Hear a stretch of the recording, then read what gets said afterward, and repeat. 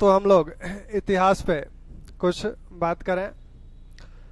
इतिहास में जो भी बातें हो रही थी पहले, पिछले लेक्चर में जो भी बातें हुई हैं, जैसे मौर्य साम्राज्य का प्रशासन चल रहा है, मौर्य राजनीतिक व्यवस्था चली ही थी पहले, इन सभी वीडियोज़ को आप देखते रहें और अपना एक नोट्स आप तैयार कर ही रहे होंगे, उसको रिवाइज करते रहें। साथ में जो क्वेश्चन बैंक है, तो क्वेश्चन बैंक को लेकर भी बैठें और देखते रहें कि किस तरह के प्रश्न हैं, प्रश्न पूछने की प्रकृति क्या है और आप जानते क्या हैं।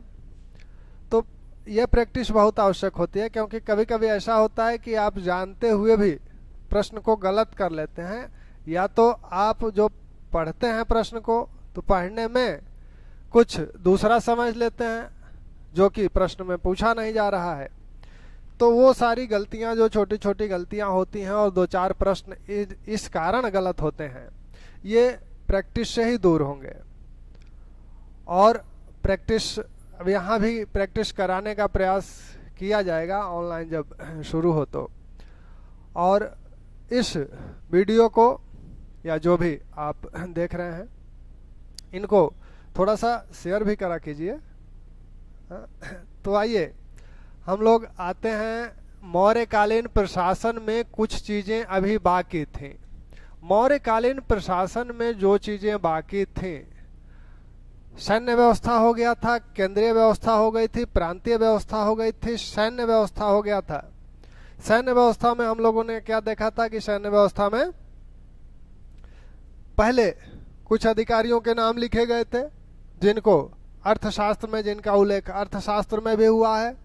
उसमें सेनापति थे, सेनापति और आपके दंडपाल, नायक, दुर्गपाल, अंतपाल। तो ये सभी अधिकारियों का जिक्र कौटिल्य भी करते हैं। मेगास्थनीज कहते हैं कि सेना का प्रशासन 6 समितियों द्वारा संचालित किया जाता था और इस 6 प्रत्येक समिति में 5-5 सदस्य होते थे। तो यानी कुल मिलाकर मेगास्थनीज के अनुसार सैन्य शासन 5-5 सदस्यों वाली 6 समितियों के माध्यम से संचालित किया जाता था, और प्रत्येक समिति के क्या कार्य थे ये हम लोग देख चुके हैं।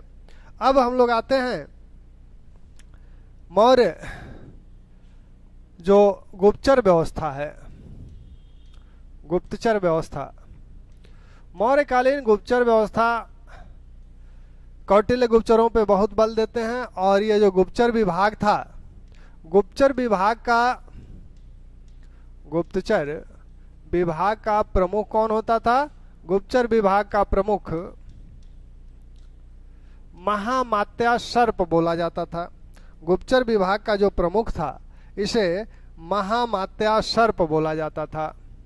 महामात्या सर्प बोला जाता था।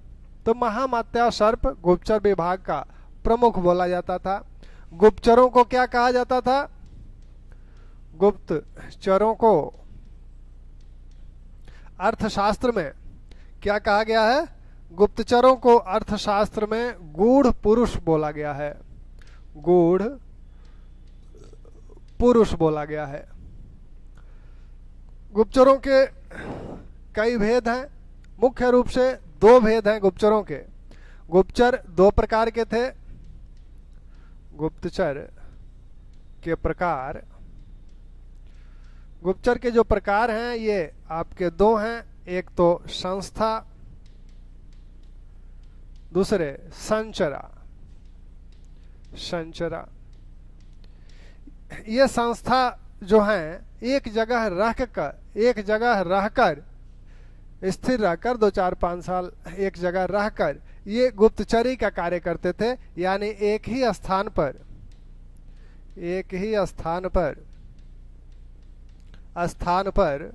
रहकर ये गुप्तचरी करते थे, और ये गतिशील होते थे। आज यहाँ कल वहाँ, इस तरह से ये गतिशील होते थे। अब संस्था में कुछ गुप्तचर हैं जो जिनके नाम भिन्न भिन्न हैं, उनको थोड़ा सा ध्यान रखें। कपाटिक,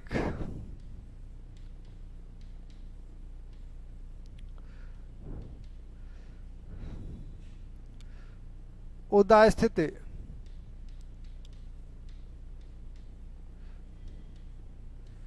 तापस, गपति, वैदेहक, ये संस्था वर्ग के गुप्तचर हैं। यहां क्षत्रि, परिवाजिका, परिव्राजिका,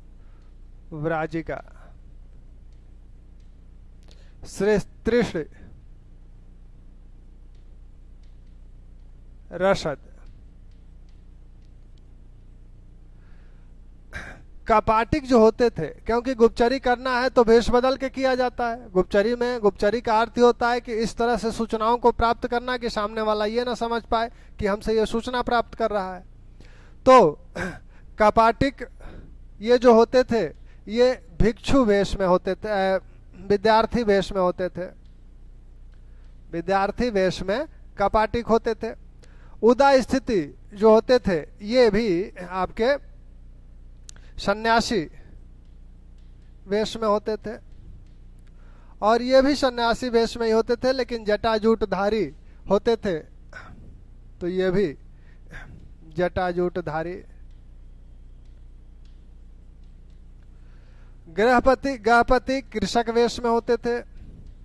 वैदेहक व्यापारी वेश में होते थे, व्यापारी वेश में होते थे, ये कृषक वेश में होते थे। ये कार्य कैसे करते थे? जैसे कृषक गृहपति है तो इसको क्या करते हैं कि राज्य द्वारा कृषि भूमि कहीं दे दी जाती थी उसको, वहां वह खेती करने लगता था, कृषि करने लगता था। लोग समझते थे ये कृषक है, और धीरे धीरे वहां के लोगों में घुल मिल जाता था। तब वहां के अधिकारियों, वहां के जो शासक, स्थानीय शासक थे, उनके विषय में तमाम सूचनाएं प्राप्त करता था और इन सूचनाओं को राजा के पास प्रेषित करता था। वैसे ही वैदेहिक भी व्यापारी भेष में लोगों के साथ घुल मिल के फिर उनसे सूचनाएं प्राप्त करता था। विद्यार्थी और उदा स्थिति तापस भी ऐसे ही। अब ये है कि कहीं अपना जटा उटा साधु वेश में है, कहीं अपना बैठ गए, भविष्यवाणी करने लगे, लोग आने लगे, कुछ लोगों के विषय में पहले से ही सूचनाएं इकट्ठे किए हैं, उनके विषय में कुछ बातें बता दिए कि आपके घर में 4 लोग हैं, 5 लोग हैं, आपकी पत्नी ऐसी हैं, आपके बच्चे ऐसे हैं, जो कि पहले से वो अपने शिष्यों द्वारा पता कराए रहते थे। उस व्यक्ति का उन पर विश्वास हो जाता था, और धीरे धीरे अफवाह फैल जाती है थी कि बाबा बहुत ही पहुंचे हुए हैं। तो वहाँ के बड़े बड़े लोग भी आने लगते थे, उनसे ये धीरे धीरे सूचनाएं प्राप्त करने लगते थे। क्षत्रिय ये जो हैं ये अनाथ होते थे, और राजा द्वारा ये अनाथ होते थे, और राजा द्वारा इनका पालन पोषण किया जाता था और इन्हें प्रशिक्षित किया जाता था। राज्य द्वारा इन्हें गुप्तचरी के लिए प्रशिक्षित किया जाता था। राज्य द्वारा इन्हें गुप्तचरी के लिए प्रशिक्षित किया जाता था। परिवाजिका ये महिलाएं होती थी। महिलाएं किस तरह की महिलाएं? जैसे गुप्त मौर्य काल में वैश्याओं से भी और विधवाओं से भी गुप्तचरी कराया जाता था। तो ये महिलाएं होती थी, मुख्यतः वैश्याएं होती थी और विधवाएं होती थी जो गुप्तचरी का कार्य करती थी। तृष्णी ये विभिन्न प्रकार की विधाओं को जानते थे। विभिन्न प्रकार की विधा, ये जैसे विभिन्न प्रकार की आवाज निकालते थे जिससे लोग इनकी तरफ आकर्षित हों, और लोग जब आकर्षित होते थे तो धीरे धीरे वहां से सूचनाएं प्राप्त करते थे। ये बहुत ही क्रूर किस्म के थे। रसद ये जहर देने में माहिर थे, विष देने में माहिर थे। तो ये मौर्य काल में इतने प्रकार के गुप्तचर हैं। इनका थोड़ा सा ध्यान रखिएगा, थोड़ा याद रखने का प्रयास कीजिएगा कि संस्था यानी एक ही स्थान पे रह के कार्य कर रहे हैं, संचरा गतिशील हैं। इनमें कपाटिक विद्यार्थी वेश में है, उदा स्थिति सन्यासी जटाधारी वेश में है, गृहपति कृषक वेश में है, और वैदेहिक व्यापारी वेश में रहकर गुप्तचरी करते थे। श्रेष्ठी अनाथ होते थे, राज्य द्वारा प्रशिक्षित किए जाते थे गुप्तचरी के लिए। ये परिवाजिका महिलाएं होती थी। महिलाओं में कौन महिलाएं होती थी? मुख्यतः वेश्याएं होती थी। और विधवाएं होती थीं। तृष्णी ये विभिन्न प्रकार की विद्याओं को जानते थे, जानवरों आदि पर नियंत्रण स्थापित करना, सर पर शेर पर इन पर नियंत्रण स्थापित करना भी ये जानते थे। ये विष देने में माहिर थे। तो इस प्रकार मौर्य काल के ये गुप्तचर हैं। गुप्तचर विभाग का प्रमुख कौन है? महामत्स्यासर। बार बार पूछा जाता है गुप्तचरों को क्या कहा गया है। अर्थशास्त्र में कौटिल्य क्या कहते हैं? गुण पुरुष कहते हैं। और इन गुप्तचरों को यूनानी लेखक क्या कहते हैं? यूनानी लेखक इन गुप्तचरों को ओवरसीयर्स कहते हैं और इंस्पेक्टर कहते हैं। तो ओवरसीयर्स और इंस्पेक्टर, ओवरसीयर्स और इंस्पेक्टर कहते हैं, इंस्पेक्टर कहते हैं, ओवरसीयर्स और इंस्पेक्टर कहते हैं यूनानी लेखक। मौर्य राजा दूत भी भेजते थे विभिन्न देशों में, विभिन्न क्षेत्रों में, विभिन्न राजाओं के दरबारों में अपने दूत भी भेजते थे। मौर्य दरबारों में भी दूत आते थे विभिन्न राज्यों के। जैसा कि आपने देखा भी था कि चंद्रगुप्त के समय मेगास्थनीज आया था, वैसे ही बिंदुसार और अशोक के समय भी डायमेकस और डायनोसियस नामक दूत आए थे। दूतों में एक तो राजदूत विभाग इनका है, निसृष्टार्थ, ये परिमितार्थ, शासनहर, ये 3 प्रकार के जो दूत हैं। यह दूत सर्वाधिकार संपन्न दूत होता था, सर्वाधिकार संपन्न होता था। ये सीमित अधिकारों वाला दूत होता था, सीमित अधिकार युक्त, सीमित अधिकार युक्त दूत है ये। और ये सिर्फ संदेश पहुंचाने का कार्य करता था, सिर्फ संदेश वाहक था, संदेश वाहक के रूप में कार्य करता था। निसृष्टितार्थ सर्वाधिक संपन्न, यानी यह अगर राजा द्वारा इस दूत को भेजा गया है तो इसे सारे अधिकार देकर भेजे जाते थे कि यह परिस्थितियों अनुकूल जो भी निर्णय करना हो वह निर्णय ले सकता है। निर्णय के पहले उसको किसी से निर्देश नहीं प्राप्त करना है। इन्हें कुछ परिमितार्थ जो थे, इन्हें सभी अधिकार नहीं दिए जाते थे, कुछ सीमित अधिकार दिया जाता था कि इसी दायरे में आपको निर्णय लेना है।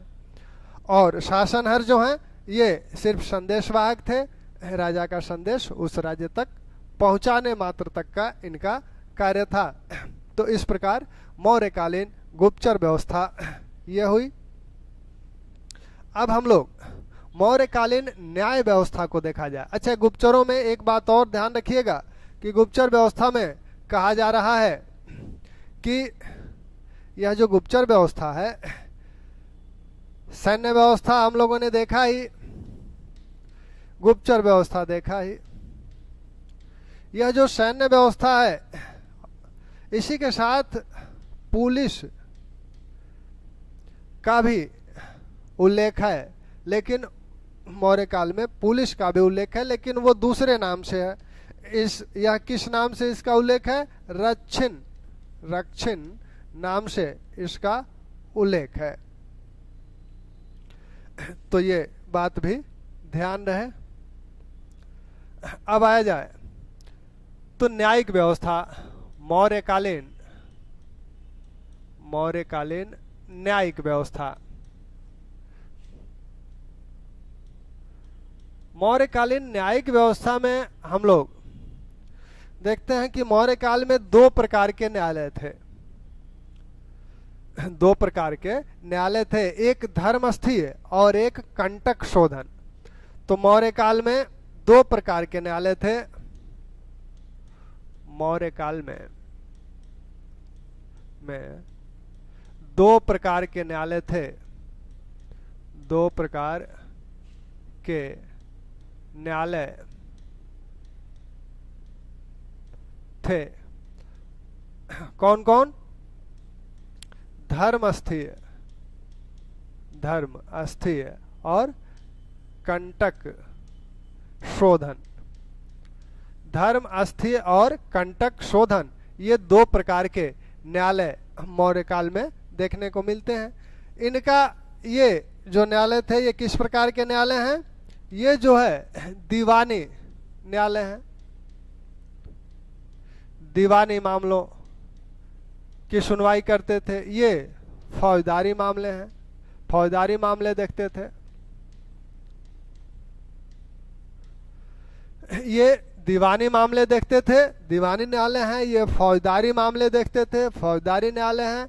दीवानी और फौजदारी का जो भेद है, सामान्य भेद जो है, दीवानी मामलों में अक्सर या अधिकांशतः क्या होता था,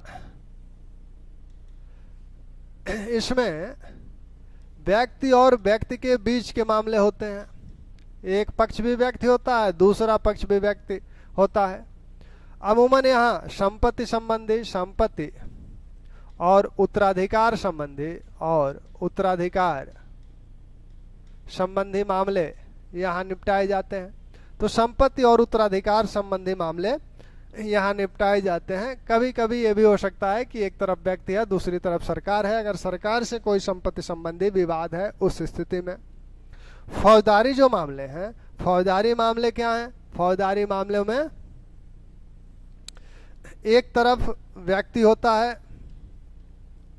और दूसरी तरफ सरकार होती है। अगर कोई किसी की हत्या कर दिया है, जैसे ए ने बी की हत्या कर दी, ए ने बी की हत्या की, तो बी तो अब रहा नहीं, तो बी का पक्ष न्यायालय में रखेगा कौन? या अगर होता भी, मान लीजिए घायल भी करता, तो भी तमाम डर हैं इसको। तो ऐसे में बी का पक्ष सरकार रखती है, पुलिस आती है, इन्वेस्टिगेशन करती है, किससे मारा, कैसे मारा, कहाँ मारा, कब मारा, इस तरह के कितने लोग थे, किस तरह का हथियार था, कहाँ से मुखबिरी हुई। तो ये सारी जांच कौन करता है? पुलिस करती है, क्योंकि उसी के पास संसाधन है, स्रोत है इस जांच के। जिस व्यक्ति के साथ हुआ है उसके पास तो इस तरह के स्रोत है नहीं। तो ये काम सरकार करती है और यहाँ से वो पुलिस डायरी अपना बनाती है और यह पुलिस डायरी न्यायालय के समक्ष रखती है। इनको जो है अपने, ये व्यक्ति हैं, ये सरकार है, तो ये अपने बचाव में जो पक्ष रखना होता है न्यायालय में रखते हैं और सरकार पुलिस के माध्यम से, पुलिस डायरी के माध्यम से अपना पक्ष रखती है। तो ये आपके फौजदारी मामलों और दीवानी मामलों के भेद हैं। यहाँ दो प्रकार के न्यायालय हैं और मौर्य काल की न्यायिक व्यवस्था की एक प्रमुख विशेषता यह है कि इन दोनों न्यायालयों में 3-3 न्यायाधीश एक साथ बैठकर न्याय करते हैं। प्रमुख विशेषता क्या है? प्रमुख विशेषता यह है कि इन दोनों न्यायालयों में 3-3 न्यायाधीश बैठकर एक साथ निर्णय करते हैं। यानी 3-3 न्यायाधीश 3-3 न्यायाधीश बैठकर निर्णय करते हैं।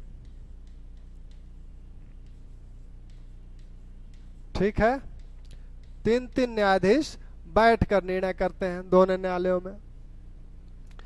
न्यायालय मौर्यकालीन न्याय कठोर माना जाता था, तो मौर्यकालीन न्याय प्रणाली, मौर्यकालीन न्याय प्रणाली कठोर मानी जाती है, कठोर मानी जाती है। मौर्यकालीन न्याय प्रणाली कठोर मानी जाती है। इसमें क्या है? मृत्युदंड का भी प्रावधान है, मृत्युदंड का भी प्रावधान था। मृत्युदंड किसको किसको दिया जाता था? किस मामले में मृत्युदंड दिया जाता था? तो एक मामला तो है आपका शिल्पियों की अंग क्षति, शिल्पियों की अंग क्षति के मामलों में और कर चोरी के मामलों में, ब्राह्मण हत्या के मामलों में। तो इस मामले में अनिवार्य रूप से मृत्युदंड का प्रावधान है। शिल्पियों की अंग क्षति यानी शिल्पी का अगर हाथ या आंख, हाथ या आंख को क्षति पहुंचाई गई है तो इस में मृत्यु दंड की सजा मिलती है। किसी ने अगर किसी शिल्पी का हाथ तोड़ दिया, काट लिया, आंख को क्षति पहुंचाई, तो यहाँ मृत्यु दंड का प्रावधान था। इस अपराध में मृत्यु दंड दिया जाता था। वैसे ही कर की अगर चोरी किसी ने की है तो इसमें भी मृत्यु दंड की सजा थी। अगर किसी ने ब्राह्मण की हत्या की है तो उसमें जल में डुबोकर मारने का विधान था, प्रावधान था। मौर्य काल में अर्थदंड भी लगाया जाता था। अर्थदंड का भी प्रावधान है। 3 प्रकार के अर्थदंड लिए जाते थे। जैसे पूर्व साहस, जो छोटे अपराध थे उसमें 48 से 96 पण, 48 से 96 पण का अर्थदंड लगता था। उससे बड़े अपराधों में 200 से 500 पण तक का अपराध लगता था। उससे बड़े मामलों में 500 से आपके 1000 पण तक का अर्थदंड लगाया जाता था। तो अर्थदंड का भी मौर्य कालीन न्याय में प्रावधान है। अब यहाँ जो आप देख रहे हैं ये मृत्युदंड, मृत्युदंड के साथ ही अगर कोई अपराध किया है और कोई प्रमाण नहीं मिल रहा है उसका, तब मौर्य काल में क्या किया जाता था? तब मौर्य काल में दिव्य परीक्षाएं ली जाती थी। दिव्य परीक्षाएं ली जाती थी। ये दिव्य परीक्षा किससे ली जाती थी? अग्नि से, जल से और विष से। 3 चीजों से अग्नि परीक्षा ली जाती थी। अगर कोई प्रमाण नहीं मिल रहा है, किसी ने कोई अपराध किया है और उसका कोई साक्ष्य नहीं मिल रहा है, तो ऐसे में कैसे निर्धारित होगा कि यह अपराध किसने किया? तो उसके लिए ये 3 प्रकार की दिव्य परीक्षाएं ली जाती थी। अग्नि यानी जो अपराधी है उसे कहा जाएगा कि अग्नि में जाकर खड़े हो जाओ। अगर अपराध किए होगे तो जल जाओगे, अपराध नहीं किए होगे तो नहीं जलोगे। वैसे ही जल में, तालाब में भेज दिया जाता था। अपराध किए हो तो डूब जाओगे, नहीं किए हो तो नहीं डूबोगे। विष पिलाया जाता था। अगर अपराध किए होगे तो विष का असर होगा, नहीं तो नहीं होगा। तो इस तरह की दिव्य परीक्षाएं ली जाती थी। ये वाली परीक्षा ब्राह्मण से नहीं ली जाती थी, क्योंकि इसमें 1% भी कोई चांस नहीं है विष लेने का। मतलब कि फिर राम नाम सत्य। तो न्यायिक व्यवस्था मौर्य काल की कैसी है? कठोर है। अगर कहा जाए कि मौर्यकालीन न्यायिक व्यवस्था कैसी है तो आप कहेंगे कठोर है। मृत्युदंड का भी प्रावधान है अनेक अपराधों में। मुख्य रूप से शिल्पियों की अंग क्षति करने पर, उनके हाथ या आंख को क्षति पहुंचाने पर मृत्युदंड का प्रावधान है। कर चोरी में मृत्युदंड का प्रावधान है। ब्राह्मण की हत्या पे मृत्युदंड का प्रावधान है और वह हत्या जल में डुबो कर दी जाती थी। अर्थदंड का प्रावधान है। साथ में कौटिल्य कुछ अन्य दंडों का भी प्रावधान करते हैं। जैसे कोई अपराधी कोई सामाजिक दुराचार किया है, तो वैसे में अगर ब्राह्मण ने किया है तो उस पर क्या किया जाता था कि उसके बाल को मुड़वाकर उसके सिर पर उस अपराध संबंधी चिन्ह बना दिए जाते थे। जैसे कोई व्यभिचार किया है तो माथे पर योनि का चिन्ह बना दिया जाता था। तो इस प्रकार, जिससे कि समाज ये जान सके कि यह व्यक्ति किस प्रकार का अपराधी है। और अपराध में दंड के रूप में केस प्रक्षालन या केस मुड़वाने की जो सजा है उसे हम लोग ईरान आक्रमण में भी देखे थे कि एक ईरानी प्रथा थी, जिसे भारत में भी इसका उल्लेख मिलता है। तो ये मौर्यकालीन न्यायिक व्यवस्था है। अब हम लोग मौर्यकालीन नगरीय व्यवस्था को देखें। मौर्यकालीन नगरीय व्यवस्था, मौर्यकालीन नगरीय व्यवस्था, नगरीय व्यवस्था। मौर्यकालीन नगरीय व्यवस्था में एक अधिकारी का जिक्र हुआ था, एक तीर्थ का जिक्र हुआ था, अर्थात में नागरक का। यह नगरों का प्रमुख होता था, नगरीय शासन व्यवस्था का प्रमुख होता था। मेगास्थनीज कहता है, मेगास्थनीज पाटलिपुत्र नगर की प्रशासकीय व्यवस्था का उल्लेख करता है मेगास्थनीज, मेगास्थनीज पाटलिपुत्र, पाटलिपुत्र नगर की प्रशासकीय व्यवस्था, प्रशासकीय व्यवस्था का उल्लेख करते हुए, का उल्लेख करते हुए बताता है कि पांच पांच सदस्यों वाली 6 समितियों के माध्यम से नगरीय प्रशासन संचालित किया जाता था।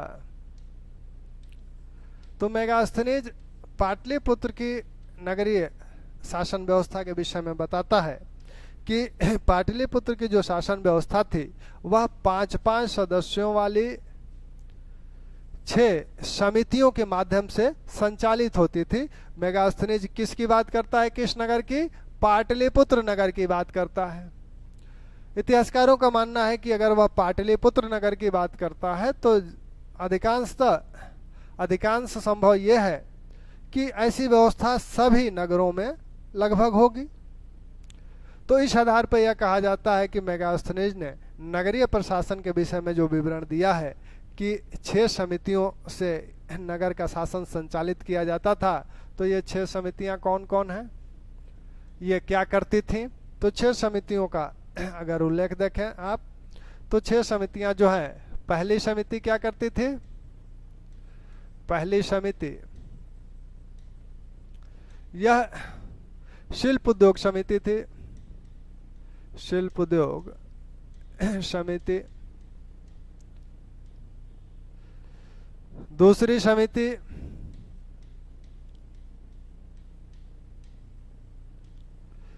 यह शिल्प उद्योग समिति है, यह शिल्पकारों कारीगरों के हितों का संरक्षण का ध्यान रखती थी कि उनके हित को कोई क्षति न पहुंचाए।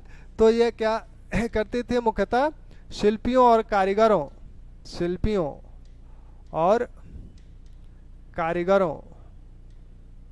कारीगरों के हितों का संरक्षण करती थी। दूसरी समिति विदेश समिति भी कह लीजिए, यह क्या करती थी? विदेशियों, जो विदेशी यात्री हैं, विदेशी यात्रियों के रहने ठहरने की व्यवस्था करती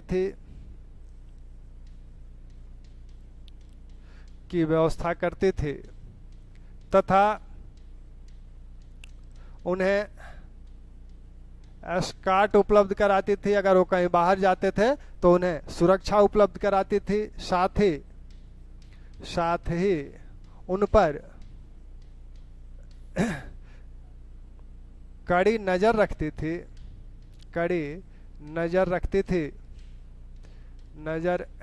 थी कि वे देश की गुप्तचरी तो नहीं कर रहे, देश की गुप्तचरी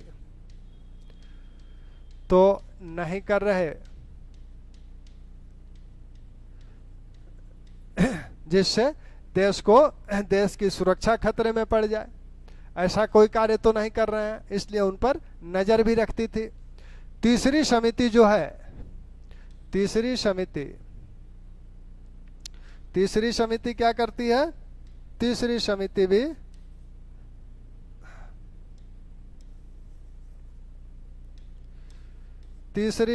भी यह जनगणना समिति है, जनगणना का कार्य करती थी। चौथी समिति व्यापार वाणिज्य समिति थी। व्यापार वाणिज्य समिति थी। जो भी सामान बाजारों में बिकते थे, यह देखती थी कि बाजार में नई वस्तुओं के साथ पुरानी वस्तुएं तो नहीं बिक रही हैं। तो नई वस्तुओं के साथ अगर पुरानी वस्तुएं बिक रही हैं तो ये उसको रोकती थी। पांचवी समिति उद्योग समिति है। यह क्या कर रही है? यह देखती थी कि वस्तुओं की मिलावट तो नहीं हो रही है, वस्तुओं की मिलावट पर नजर रखती थी। यह इसके जो प्रमुख कार्य हैं वो है नई पुरानी वस्तुओं की विक्रय पर ध्यान रखना कि वो नई वस्तुओं के साथ तो नहीं बेची जा रही है, बाट माप का निरीक्षण करती थी, कम तोलाद तो नहीं किया जा रहा है, ये वस्तुओं की मिलावट का ध्यान रखती थी। और यही जो है कालाबाजारी पर भी नियंत्रण करती थी। छठवीं समिति जो है यह कर समिति थी। छठवीं समिति कर समिति। यह जो बाजार में वस्तुएं बिकती हैं उनसे संबंधित करों को वसूल करती थी। वस्तु के विक्रय मूल्य जो था उसका 10% कर के रूप में 1/10 भाग कर के रूप में यह वसूलती थी। तो मेगास्थनीज कहता है कि इन 6 समितियों के माध्यम से नगरीय शासन संचालित किया जाता था। पहली समिति शिल्प उद्योग समिति थी जो शिल्पियों और कारीगरों के हितों का ध्यान रखती थी। दूसरी समिति आपकी विदेशी यात्रियों से संबंधित है। विदेशी यात्री जो आते हैं उनके रहने खाने की व्यवस्था करती है और साथ में उन्हें अगर वो कहीं बाहर जा रहे हैं तो उन्हें एस्कॉर्ट उपलब्ध कराती है और उन पर कड़ी नज़र भी रखती है कि वह ऐसा कोई कार्य तो नहीं कर रहे हैं जिससे देश की सुरक्षा खतरे में पड़ जाए। तीसरी समिति जनगणना समिति थी, यह नगरीय जनगणना करती थी। चौथी समिति व्यापार वाणिज्य समिति थी, यह देखती थी कि पुरानी वस्तुएं नई वस्तुओं के साथ तो नहीं बेची जा रही है, बाट माप का निरीक्षण करती थी। पुरानी वस्तुओं को बेचने के लिए संस्थाध्यक्ष की अनुमति आवश्यक थी, बगैर उसकी अनुमति के पुरानी वस्तुएं नहीं बेची जा सकती थी। पांचवी समिति आपका वस्तुओं में मिलावट तो नहीं की जा रही है, कोई सामान बेचा जा रहा है तो उसमें खराब सामान मिला के तो नहीं बेचा जा रहा है। साथ में कालाबाजारी पर भी नियंत्रण करती थी और कर समिति जो विक्रय कर था उसको वसूलती थी। तो ये मौर्यकालीन नगरीय व्यवस्था है। तो मौर्यकालीन नगरीय व्यवस्था हो गई, गुप्तचर व्यवस्था हो गई, न्यायिक व्यवस्था हो गई, सैन्य व्यवस्था हो गई। तो प्रशासन संबंधी जो कार्य हैं मौर्यकाल के लगभग हो गए। एक जगह हालांकि उसकी बातें ऊपर भी हुई हैं, पहले भी हुई हैं, लेकिन फिर भी आप ध्यान रखें कुछ बातों को। जैसे कुछ पदाधिकारी हैं जिनका उल्लेख अर्थशास्त्र में कुछ भिन्न है, भिन्न नाम से उल्लेख है। यूनानी लेखक उनका भिन्न नाम से उल्लेख करते हैं, अशोक के अभिलेखों में उनका भिन्न नाम से उल्लेख है। तो जैसे अमात्य को यूनानी लेखक क्या कहते हैं? यूनानी लेखक अमात्य को यूनानी लेखक सभासद या निर्धारक कहते हैं, निर्धारक कहते हैं। इसी प्रकार अध्यक्षों को यूनानी लेखक क्या कहते हैं? अध्यक्षों को यूनानी लेखक मजिस्ट्रेट कहते हैं, मजिस्ट्रेट कहते हैं। ठीक, वैसे ही गुप्तचरों को यूनानी लेखक क्या कहते हैं? गुप्तचरों को यूनानी लेखक 2 नाम से पुकारते हैं। कुछ लोग ओवरसियर्स कहते हैं, ओवरसियर्स, और कुछ लोग इंस्पेक्टर कहते हैं, इंस्पेक्टर। ओवरसियर्स या ईफर, यह नाम, इस नाम से इन्हें कौन पुकारता है? इस नाम से गुप्तचरों को मेगास्थनीज पुकारता है। मेगास्थनीज इन्हें ओवरसीयर्स या इफर कहता है। मेगास्थनीज। इंस्पेक्टर इन्हें एस्ट्रेबो कहता है। एस्ट्रेबो इन्हें इंस्पेक्टर कहता है। तो ये इसी प्रकार कुछ अन्य अधिकारियों का उल्लेख किया गया है यूनानी लेखकों द्वारा। यूनानी लेखक मेगास्थनीज एग्रोनोमोई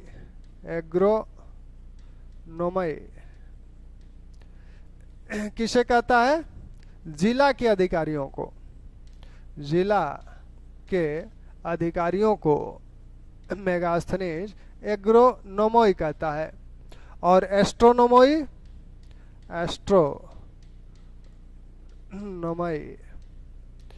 ये नगर के अधिकारियों को कहता है। नगर के अधिकारियों को एस्ट्रोनोमोई कहता है। एग्रोनोमोई व जिला के अधिकारियों को कहता है और बताता है कि ये क्या करते थे? सड़क निर्माण का कार्य करते थे, सड़क आदि बनवाते थे। चूंकि ये जिला के अधिकारी हैं, ग्रामीण क्षेत्र से संबंधित हैं, तो ये राजस्व से भी संबंधित होंगे।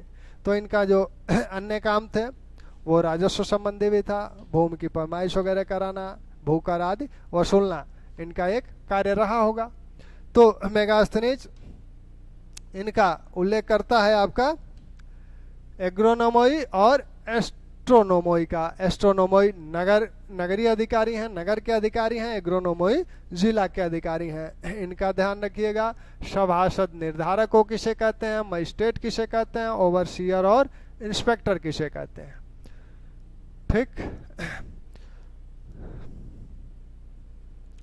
प्रदेष्टा का जो उल्लेख हुआ है अर्थशास्त्र में, इसे अशोक के अभिलेख में क्या कहा गया? अशोक के अभिलेख में इसी को प्रादेशिक बोला गया है। अशोक के अभिलेख में इसे प्रादेशिक बोला गया है। वैसे ही अर्थशास्त्र में पौर व्यवहारिक का जो उल्लेख है, उसका उल्लेख अशोक के अभिलेख में नगर व्यवहारिक के रूप में हुआ है। व्यवहारिक ये न्यायाधीश होता था नगर का, न्यायाधीश। ठीक। वैसे ही जो मंत्रिपरिषद है, अर्थशास्त्र में मंत्रिपरिषद बोला गया है उसे। और अशोक के अभिलेख में इसे क्या बोला गया है? अशोक के अभिलेख में इसे परिषा बोला गया है। ठीक, परिषा बोला गया है। तो ये मौर्यकालीन प्रशासकीय व्यवस्था संबंधी कुछ बातें थी और इनको आप अच्छे तरह से तैयार रखें। अब मौर्य काल के विषय में, इस प्रशासकीय व्यवस्था के विषय में, ये तो चंद्रगुप्त के समय मुख्य रूप से मौर्य प्रशासन का जो निर्माण हुआ वह चंद्रगुप्त के समय में हुआ। चंद्रगुप्त को इसका श्रेय दिया जाता है। अशोक ने इसमें कुछ सुधार किया। अशोक ने जो प्रशासकीय सुधार किया उनको देखा जाए तो अशोक के प्रशासकीय सुधार, अशोक के प्रशासनिक सुधार,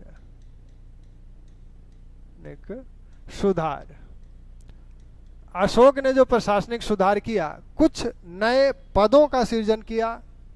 तो कुछ नए पद अशोक के समय मिलते हैं, उनका उल्लेख मिलता है। कुछ नए पद या पदाधिकारी। अब वो कौन कौन से नए पदाधिकारी हैं, इसका नाम आप जान ही चुके हैं। धम्म महामात्र, ब्रजभूमिक, अंत महामात्र, अस्त्राध्यक्ष। तो ये कुछ महत्वपूर्ण अधिकारी हैं जिनका उल्लेख अशोक के समय में मिलता है। धम्म महामात्र का उल्लेख आपने पीछे देखा ही है कि धम्म महामात्र का उल्लेख अशोक के 5वें बृहद शिलालेख में मिलता है। और अशोक ने बताया कि इस पद पर पहले नियुक्ति नहीं होती थी, हमने की। यानी धम्म महामात्रों की नियुक्ति सबसे पहले अशोक द्वारा की गई। कब की गई? अशोक अपने राज्याभिषेक के 13वें वर्ष इनकी नियुक्ति करता है। इनके कार्य क्या हैं? इनका कार्य है विभिन्न संप्रदायों के बीच समन्वय स्थापित करना तथा धर्म के लिए जो दान दिया जा रहा है राज दरबार द्वारा या राज परिवार द्वारा या अन्य लोगों द्वारा, उस दान का समुचित प्रयोग करना, सही जगह उसका प्रयोग का प्रबंधन करना। साथ में इन्हें कुछ न्यायिक अधिकार भी दिए गए हैं, उसकी बात न्यायिक सुधार में करते हैं। तो ये धम्म महामात्र के कार्य आप देख चुके। ब्रजभूमिक अंत महामात्र अस्त्राध्यक्ष, ये ब्रजभूमिक मुख्यतः पशुओं और पशुपालकों से संबंधित था। यह पशुओं के हितों का संरक्षण करता था और पशुपालकों के हितों का संरक्षण करता था, साथ ही उनमें धर्म प्रचार का भी कार्य करता था। अंत महामात्र ये सीमावर्ती क्षेत्रों में जो जनजातियां रहती थीं, जो पिछड़ी जातियां थीं, उनके बीच धर्म का प्रचार करता था, उनके हितों का संरक्षण से संबंधित था। अस्त्राध्यक्ष यह महिलाओं, अंतःपुर, राज दरबार का जो अंतःपुर था उसमें उनकी देखरेख करता था, वहाँ की महिलाओं का, अन्य महिलाओं में भी धर्म प्रचार का कार्य करता था। तो ये अशोक के समय के कुछ पद हैं, पदाधिकारी हैं। ऐसे ही अशोक के ने अन्य जो न्यायिक सुधार किया, अशोक के समय का न्यायिक सुधार, मौर्यकालीन न्याय प्रणाली कठोर है, अशोक थोड़ा सा उसे उदार बनाता है। अशोक उदारता के लिए क्या करता है? उदारता के लिए अशोक जो मृत्युदंड दिया जाता था, मृत्युदंड प्राप्त व्यक्ति को 3 दिन की मोहलत दी जाती थी। यानी 3 दिन के बाद ही उसे मृत्युदंड दिया जाता था। तो मृत्युदंड पाए हुए अपराधियों को 3 दिन की मोहलत दी जाती थी और इस मोहलत में वो करेंगे क्या? तो इस 3 दिन के समय में वो रज्जु के पास अपने दंड को कम करने संबंधी आवेदन दे सकते हैं, उनसे प्रार्थना कर सकते हैं। साथ में इस 3 दिन में अपने अपराध के लिए प्रायश्चित कर सकते हैं। ठीक। अब ये रज्जुक जो है, ये रज्जुक कौन है, इसका उल्लेख हम लोग कर चुके हैं। रज्जुक को अशोक अपने 4थे स्तंभ में कहता है कि हमने रज्जुकों को अपने राज्याभिषेक के 26वें वर्ष न्याय में स्वतंत्र कर दिया। यानी रज्जुकों को न्यायिक अधिकार अशोक ने दे दिया, इन्हें न्यायिक अधिकार दे दिया। कब दिया? अपने राज्याभिषेक के 26वें वर्ष दिया और इन पर यह जिम्मेदारी दी गई कि आप जनता के सुख दुख के कारणों का पता लगाएं और उसे समाप्त करने का प्रयास करें, जो दुख के कारण है उसे। तो यहाँ इस कार्य से अशोक दावा करता है कि उसने दंड समता और व्यवहार समता स्थापित की। दंड समता और व्यवहार समता स्थापित की। तो अशोक ने न्याय में दंड समता, यानी सभी को एक ही अपराध के लिए सबको समान रूप से न्याय मिल सके, क्योंकि रज्जु के पहले भिन्न भिन्न अधिकारी न्याय कार्य करते थे और उनके निर्णयों में विसंगतियां देखने को मिलती थी। तो इससे दंड समता स्थापित हुआ और व्यवहार समता स्थापित हुआ। तो रज्जुक वह था, जिले का अधिकारी है जिसे अशोक ने न्यायिक अधिकार प्रदान कर दिया। इस 3 दिन की मोहलत मिलने पे ये अपराधी रज्जुक के पास दंड कम करने संबंधी आवेदन दे सकते हैं।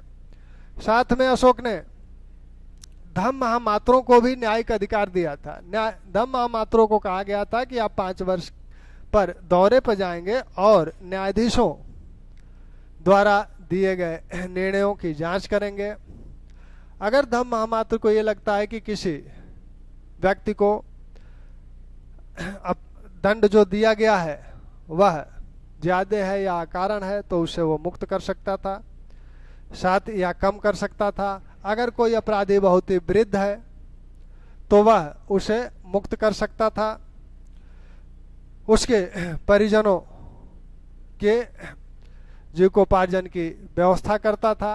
तो ये कार्य धम्म महामात्र को दिए गए थे। जो न्यायिक अधिकारी थे, अगर वो भ्रष्टाचार करते हैं तो उन्हें भी दंडित किया जाता था। न्यायाधीश वही बनाए जाते थे जो धम्मोपधाशुद्ध, जो उपाधि उपधा प्रणाली से परीक्षण किया जाता था योग्यता का, तो उसमें न्यायाधीशों की परीक्षा सभी तरह से की जाती थी। धम्मो उपधा कहा जाता था उसे। तो जो सभी दुर्गुणों से मुक्त हो उसे ही न्यायाधीश बनाया जाता था। तो ये तो रही अशोक के प्रशासनिक सुधार। अशोक के अभिलेखों में जो बात हुई थी नगर व्यवहारिक की, इसी को क्या कहा गया है अर्थशास्त्र में, पौर व्यवहारिक। यह क्या करता था, यह नगर व्यवहारिक न्यायाधीश था। और इसका उल्लेख कहाँ आपको मिलता है, इसका उल्लेख पृथक कलिंग अभिलेख में हुआ है, जहां अशोक नगर व्यवहारिकों को कहता है कि निष्पक्ष होकर न्याय करने का निर्देश देता है। मौर्यकालीन जो शासक थे, कहा जाता है कि यह केंद्रीकृत शासन था, निरंकुश शासक थे। लेकिन ऐसा आरोप मौर्य राजाओं पर उचित नहीं है। मौर्य शासक, और इसी काल में, मौर्य शासन काल में ही लोक कल्याणकारी राज्य की अवधारणा का भी विकास हुआ। मौर्य काल में ही लोक कल्याणकारी राज्य की अवधारणा का विकास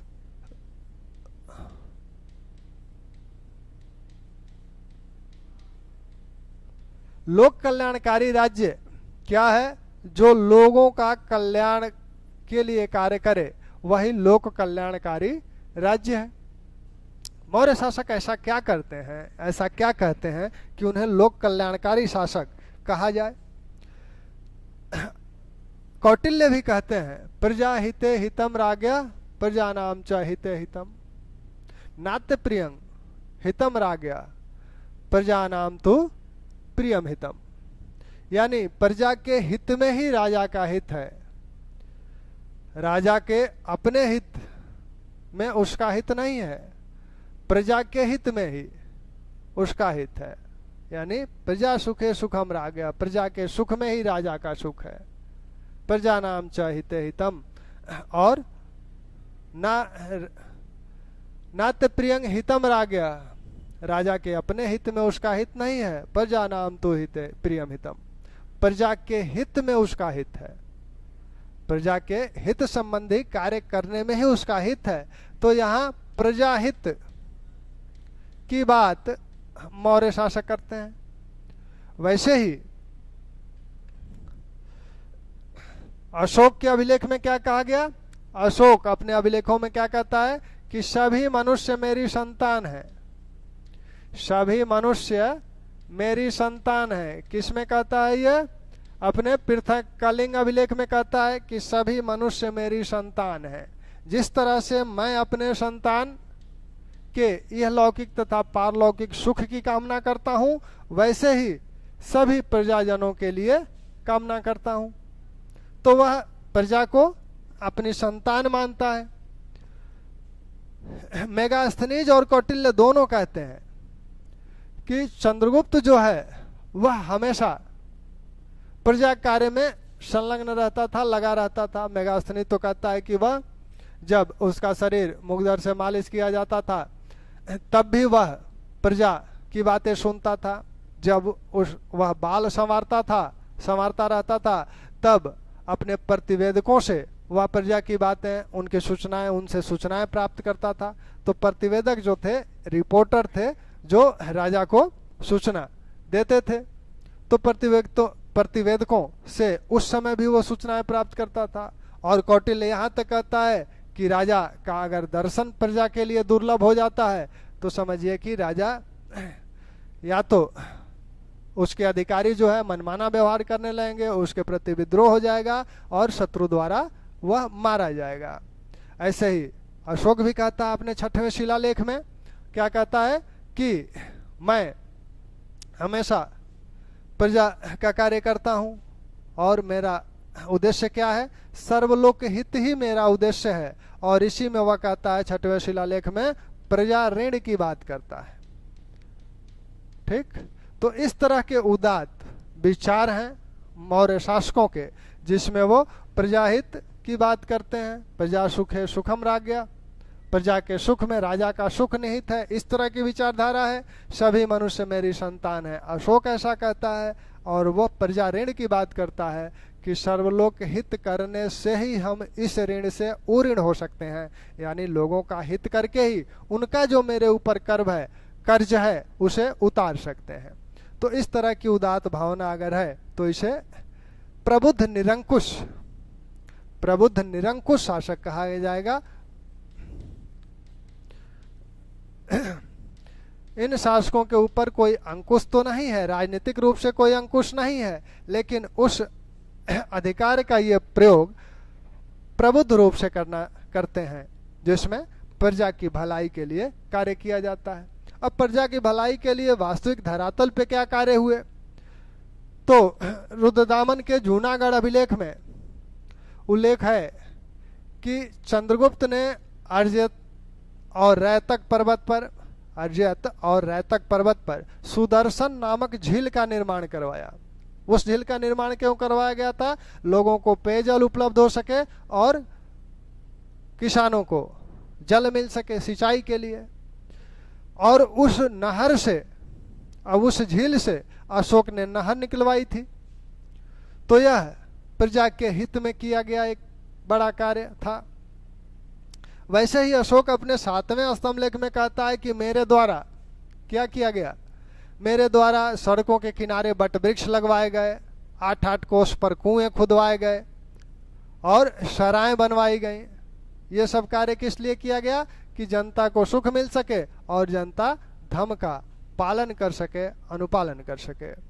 ठीक, तो मौर्य शासक एक लोक कल्याणकारी शासक हैं और इस लोक कल्याण की भावना जो निहित है, इस भावना के अनुरूप वो कार्य भी करते हैं। अशोक अहिंसावादी शासक है, वो अहिंसा की बात करता है और सिर्फ इहलोक के कल्याण की ही वो बात नहीं करता है, वह इहलोक के साथ साथ पारलौकिक सुख की, परलोक की भी बात करता है, पारलौकिक सुख की भी बात करता है। वह इसी लोक में जनता को सुखी करके संतुष्ट नहीं होता है, बल्कि वह पारलौकिक सुख भी उन्हें देना चाहता है। तो इस प्रकार हम लोगों ने जो मौर्यकालीन शासन प्रणाली देखी, तो इस शासन प्रणाली के आधार जो हैं, इस शासन प्रणाली की सबसे प्रमुख विशेषताएं जो हम लोगों ने देखी थी, वो ये देखा कि मौर्य शासन हालांकि केंद्र के शासन है, केंद्र के अधीन ही सब कुछ है और उसी के अधीन प्रांतपति हैं, शासन कर रहे हैं, वो स्वेच्छाचारी नहीं है और न ही किसी बड़े विद्रोह देखने को मिले। हालांकि विद्रोह बिंदुसार के समय देखने को मिले थे तक्षशिला में, लेकिन उस विद्रोह का दमन कर दिया गया था। वह विद्रोह राजाओं के प्रति नहीं हुआ था। अशोक जब तक्षशिला विद्रोह के दमन के लिए गया था तो वहां की प्रजा ने स्वयं कहा था कि हम राजा के विरोधी नहीं हैं, बल्कि ये दुष्ट अमात्य, ये जो दुष्ट अमात्य हैं ये हमें प्रताड़ित करते हैं। तो वो राजा के प्रति विद्रोह नहीं किए हैं। तो केंद्रीय व्यवस्था हम लोगों ने देखा, केंद्रीय व्यवस्था में हम लोगों ने देखा, क्या देखा, मंत्रिणा देखा, मंत्रिपरिषद देखा और अध्यक्षों की बात देखी। अध्यक्षों में जो प्रमुख अध्यक्ष थे 10-12 जो, उनको हम लोगों ने देखा। साथ में प्रांतीय व्यवस्था देखी गई। प्रांतीय व्यवस्था कैसे, प्रांत को चक्र कहा जाता है, प्रांत के प्रमुख प्रांतपति को कुमार या राष्ट्रीय कहा जाता है और वो शासन किसके, अमात्यों और अपनी मंत्रिपरिषद के माध्यम से संचालित करते हैं, यानी प्रांतों की भी अपनी मंत्रिपरिषद थी। इसके बाद हम लोगों ने देखा प्रांत के नीचे की जो इकाई है मंडल है। मंडल का प्रमुख कौन है, प्रदेष्टा है। प्रदेष्टा फौजदारी न्यायालय का न्यायाधीश भी है और वह शासन किसके माध्यम से मंडल का शासन संचालित करता है अध्यक्षों के माध्यम से, यानी अध्यक्ष प्रदेष्टा के अधीन है और प्रदेष्टा अपनी रिपोर्ट किसको देता है, समाहर्ता को देता है। इसके बाद हम लोगों ने जिला में देखा आहारपति या आहारिक जिला का प्रमुख था, और जिले के नीचे की जो इकाइयां थी द्रोणमुख, खरवटिक, संग्रहण और सबसे निचली इकाई ग्राम। ग्राम के शासन के संदर्भ में ही अर्थशास्त्र में ग्राम वृद्ध परिषद का भी उल्लेख हुआ है। इसके बाद हम लोगों ने सैन्य व्यवस्था देखा। सैन्य व्यवस्था के जो प्रमुख बिंदु थे, सेनापति सेना का सर्वे सर्वा है, नायक जो है युद्ध क्षेत्र में सेना का संचालन करता है, दंडपाल सैन्य सामग्रियों का प्रबंधन करता है, वैसे ही दुर्गपाल दुर्गों का प्रबंधन करता है, अंतपाल जो सीमावर्ती दुर्ग हैं उनका प्रबंधन करता है। और मेगास्थनीज ने फिर बताया कि सेना का संचालन 6 समितियों के माध्यम से होता था। उन 6 समितियों के कार्यों को देखा गया। नगरीय शासन में भी हम लोगों ने देखा कि अर्थशास्त्र में नागरिक का उल्लेख है जो नगर का प्रमुख होता था, लेकिन मेगास्थनीज पाटलिपुत्र नगर के शासन संचालन के विषय में बताता है कि 5-5 सदस्यों वाली 6 समितियां नगरीय शासन को संचालित करती थी। और उन समितियों की बातें, तो इन समितियों को ध्यान रखिएगा क्योंकि यहाँ से प्रश्न बार बार पूछे जाते हैं कि तीसरी समिति का क्या कार्य था, दूसरी समिति का क्या कार्य था, कौन सी समिति शिल्पियों के हितों का संरक्षण करने से संबंधित थी या कौन सी समिति कर से संबंधित थी। इसके बाद हम लोगों ने न्यायिक व्यवस्था में देखा कि 2 प्रकार के न्यायालय हैं, धर्मस्थीय न्यायालय, कंटक शोधन न्यायालय। धर्मस्थीय न्यायालय दीवानी मामलों से संबंधित हैं, कंटक शोधन न्यायालय फौजदारी मामलों से संबंधित हैं। और यहाँ मौर्य काल में मृत्युदंड का भी प्रावधान है। मृत्युदंड 2 केसेस में निश्चित रूप से दिए जाते हैं, अगर शिल्पियों की अंग क्षति की गई है और कर चोरी की गई है और अगर किसी ब्राह्मण की हत्या की गई है तो उसमें जल में डुबोकर मारने का प्रावधान था। न्यायाधीश जो न्याय करता था वो धर्म, चरित्र, व्यवहार और शासनादेश इन 4 चीजों के साथ करता था। इसको ध्यान रखिएगा, कभी ये पूछ लिया जाए धर्म, चरित्र, व्यवहार और शासनादेश। शासनादेश यानी राजा की जो नीति है, राजा के जो आदेश है, तो इन 4 को दृष्टि में रखकर वह शासन करता था। यह सबसे सर्वाधिक प्रमुख था। तो न्यायाधीशों न्यायिक प्रणाली में हम लोगों ने गुप्तचर व्यवस्था में भी वैसे ही गुप्तचर व्यवस्था, मौर्यकालीन जो गुप्तचर व्यवस्था है वह बहुत ही सुदृढ़ थी और कौटिल्य इस गुप्तचर व्यवस्था पर बहुत बल देते हैं। और इसी प्रकार वो कहते हैं कि गुप्तचर व्यवस्था पर बहुत बल देते हैं कौटिल्य और विभिन्न प्रकार के गुप्तचरों का प्रयोग किया जाता है। तो इस प्रकार मौर्यकालीन प्रशासकीय व्यवस्था। अब हम लोग मौर्यकालीन सामाजिक और आर्थिक व्यवस्था को करेंगे। विश्वास है कि आप लोग ढंग से तैयार कर रहे होंगे। धन्यवाद।